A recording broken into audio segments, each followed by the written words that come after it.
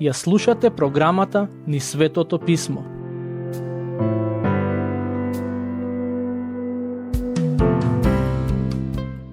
Драги слушатели, во денешната епизода ќе ја читаме и обработиме глава 23 од книгата Дела. Во претходната епизода читавме за тоа како апостолот Павле го заврши своето трето мисиско патување со посетата во Ерусалим. Некои христијани сметаат дека апостолот не требаше да оди во Ерусалим, бидејќи знаеше дека таму ќе го уапсат и со тоа ќе почне неговото страдање. Но Павле не се плашеше од оковите. Длабоко во себе знаеше дека Бог сака тој да оди во Ерусалим, иако немаше целосна слика што тоа ќе значи за неговата служба за Евангелието. Заповедникот на римската војска во тој град го предаде Павле на сослушување и камшикување, за да дознае зошто јудејците сакаат да го убијат. Но, кога дозна дека Павле е римски граѓанин, се уплаши и одлучи да му даде прилика да се изјасни пред првосвештениците и Синедрионот. Додека продолжуваме со читање и обработка на оваа книга, верувам ќе забележите како Божјата рака беше врз животот на Павле. Но, Господ Бог, оној кој моќно дејствуваше во животот на апостолот, сака да дејствува и во вашиот живот. Треба само да му верувате и да ја следите неговата волја која е објавена во Светото Писмо. На сите нам ни е потребен Бог, без разлика дали сме свесни за тоа или не. Ако му пристапиме искрено и со вера, ако поверуваме во неговиот син Исус Христос, во неговата смрт и воскресение, Бог ќе не прими како своји деца и ќе ни дава мудрост и водство низ животот. Да почнеме со читање на текстот. Стих 1. Павле го впери својот поглед кон Синедрионот и рече: Луѓе браќа, до оној ден со најчиста совест пред Бога живеев. Павле се наоѓа пред Синедрионот. Има прилика да се обрати на членовите на одборот на Синедрионот, како и на првосвештениците. Стихови 2 и 3. А првосвештеникот Ананија, на оние што стоеја до него, им заповеда да го удрат по устата. Тогаш Павле му рече: Бог тебе ќе те удри, дзиду Варосан. Ти седиш за да ме осудиш според законот, а заповедаш да ме бијат против законот. Кога еден од присутните го удри апостолот Павле по устата, тој одговори на навистина необичен начин. Прво, му кажа на првосвештеникот дека Бог него ќе го удри, потоа го нарече дзид Варосан, но на крајот го соочи со фактот дека иако сака да му суди на Павле според законот, сепак самиот тој го прекршува законот. Се чини дека ништо не се смени од моментот кога Господ Исус беше однесен на судење, се до моментот кога и Павле се соочи со таква ситуација. И при судењето на Господ Исус, фарисеите и првосвештениците го прекршија законот, иако навидум се обидуваа да го запазат. Истото нешто се случи и при судењето на Павле. Еврејските религиозни водачи во тоа време за себе тврдеа дека се чувари на законот и преданието, но истите тие луѓе си го толкуваа законот како им одговара и немаа проблем да го прекршат доколку тоа се вклопуваше во нивната агенда и замисли. Овој коментар на апостолот Павле покрај другото ни дава до знаење дека самиот тој беше доста добро запознаен со Мојсеевиот закон. Јас би рекол дека го познаваше законот многу подобро од оние кои сакаа да му судат за прекршување на токму тој закон. Стих 4. А оние што стоеја пред него рекоа: Божиот првосвештеник ли го навредуваш? Човекот кој заповеда Павле да биде удрен по устата беше првосвештеникот. Токму него Павле го нарече варосан дзид. Стих 5. Павле одговори: не знаев, браќа, дека тој е првосвештеник, бидејќи е напишано: началникот на твојот народ да не го злословуваш. Гледате, Павле многу добро го познаваше законот. Иако овие луѓе кои сакаа да му судат, мислеа дека тој свесно го прекршува законот. Во оваа прилика апостолот не само што цитира делови од истиот, туку и се согласува дека треба да се почитува.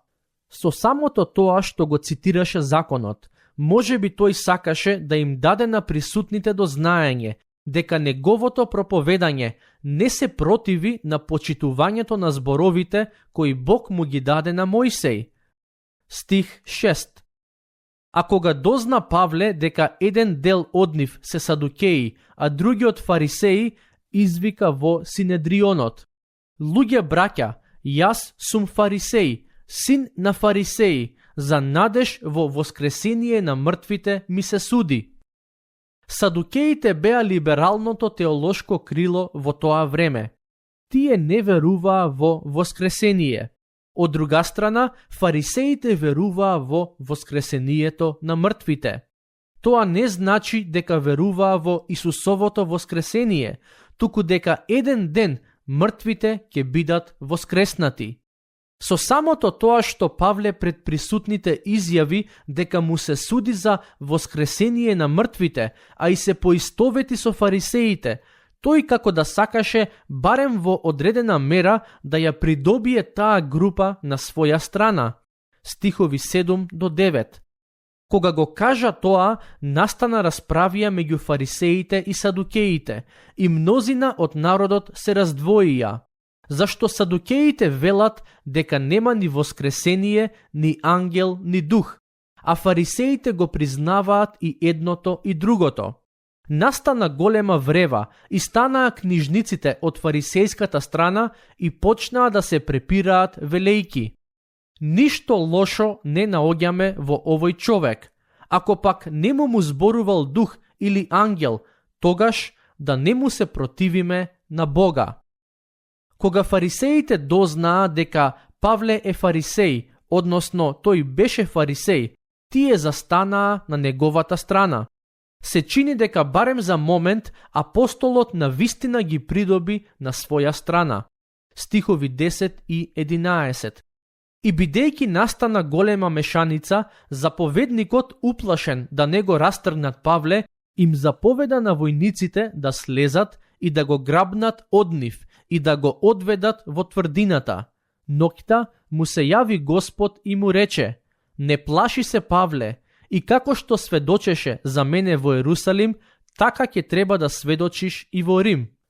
Повторно сакам, барем за момент, да го насочам вашето внимание кон прашањето за животот на Павле и Божјата волја.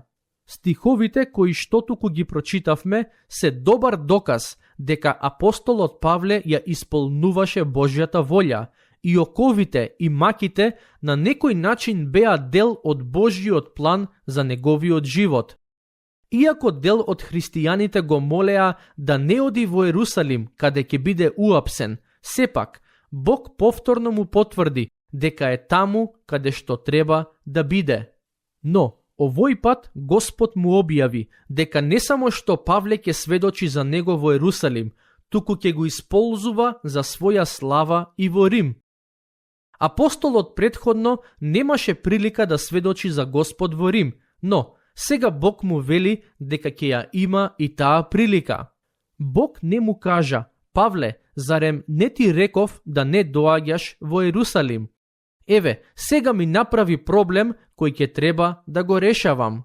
Не, туку на некој начин Бог му рече: знам дека си во неволја, но не грижи се.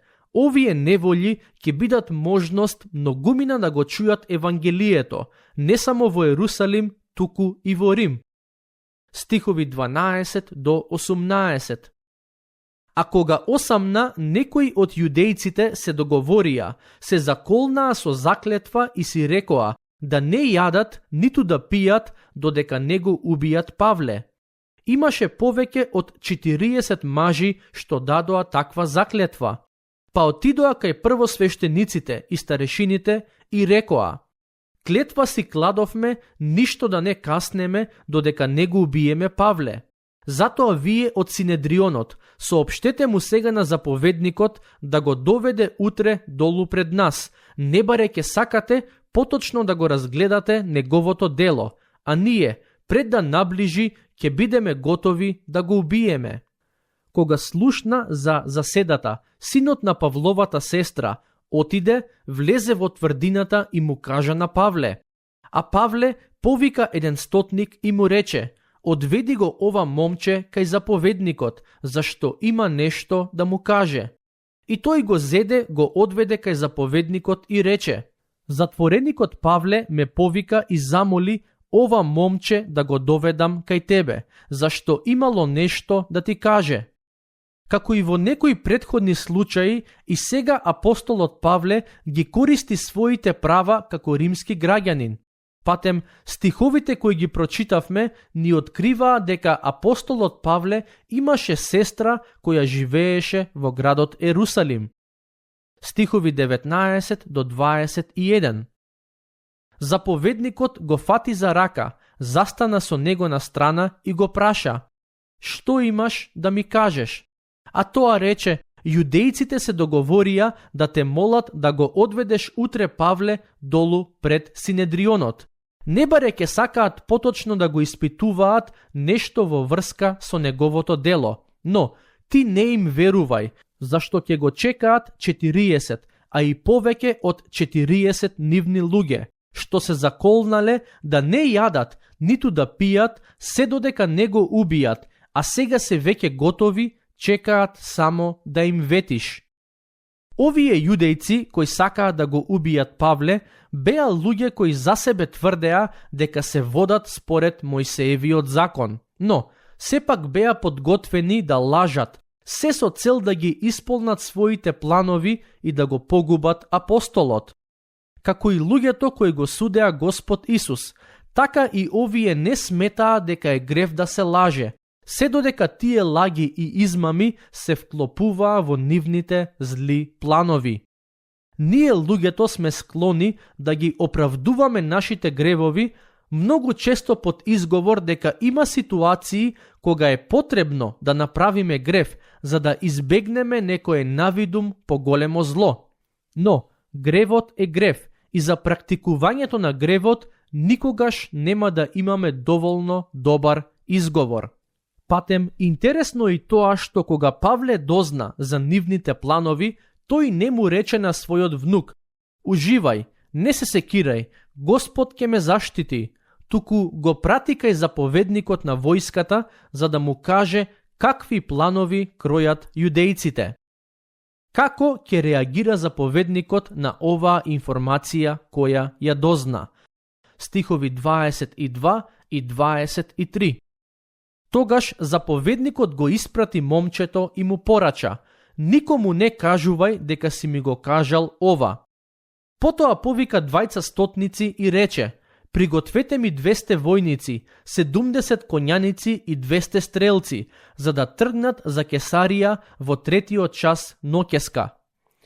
Заповедникот побара прилично голема војска, составена од речиси 500 професионални војници, кои имаа за задача да се погрижат за безбедноста на Павле додека патува во Кесарија.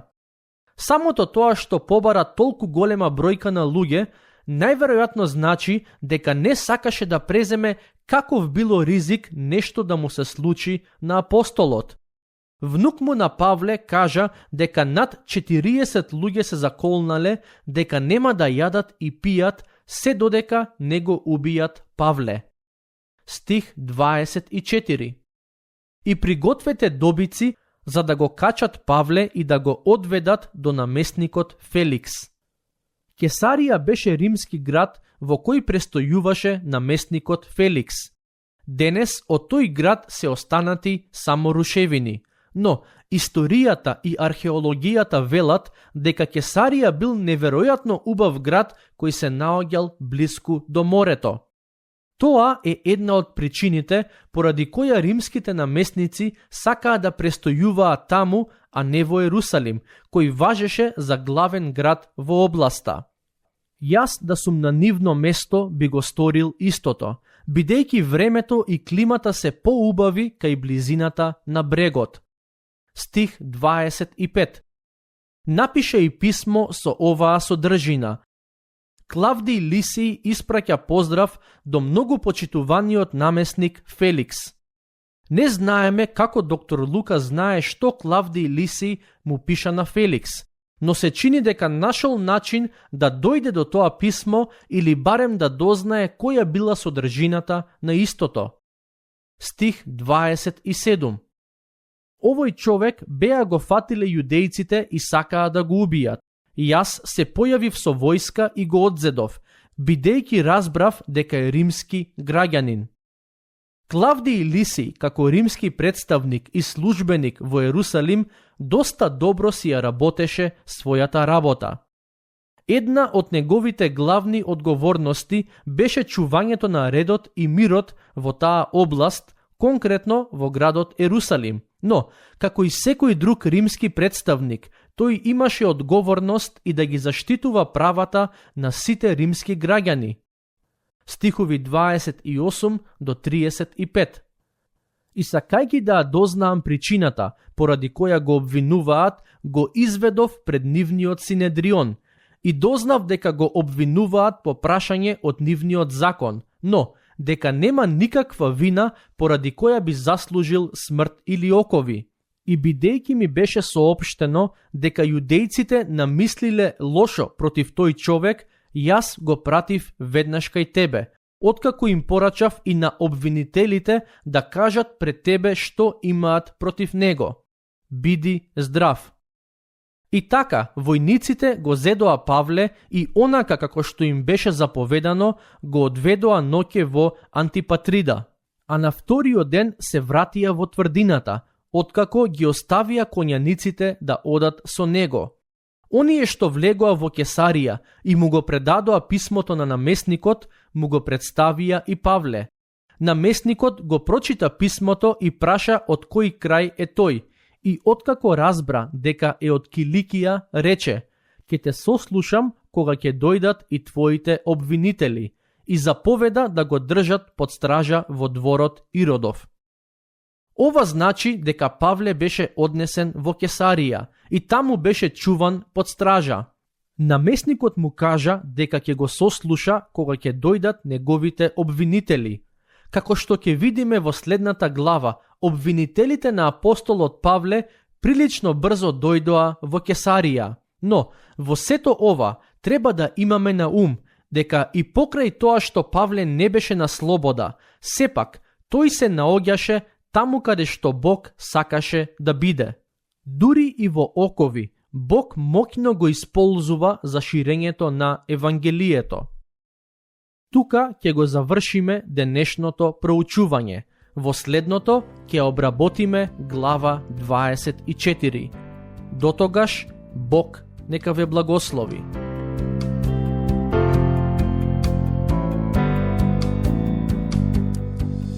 Слушнавте епизода од програмата Низ Светото Писмо.